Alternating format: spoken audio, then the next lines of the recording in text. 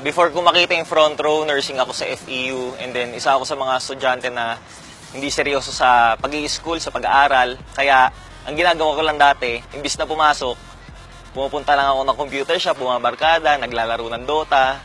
So, naisip ko that time, nung na-orient ako, kung magseseryoso lang din pala ako in the future, why not kaya gawin ko siya ngayon, subukan ko yung front row, para at least pag dumating na yung time na kailangan ko ng magseryoso sa buhay, at least nag-enjoy na lang ako. Isa sa pinaka-importante nangyari sa akin dito, na-realize ko na pag sineryoso ko pala isang bagay, wala palang imposible. Kasi sa pag-asenso naman sa buhay, hindi naman importante ano background mo, ano pinanggalingan mo before. Ang importante lang naman, gustuhin mo at seryosohin mo. Lahat naman posible. Ang kailangan lang is maniwala ka at seryosohin mo lang. Posible lahat. Sa front row, lahat posible.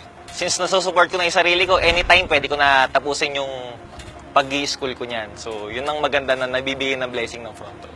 Ako si Ogie Pasibugan, forever front row.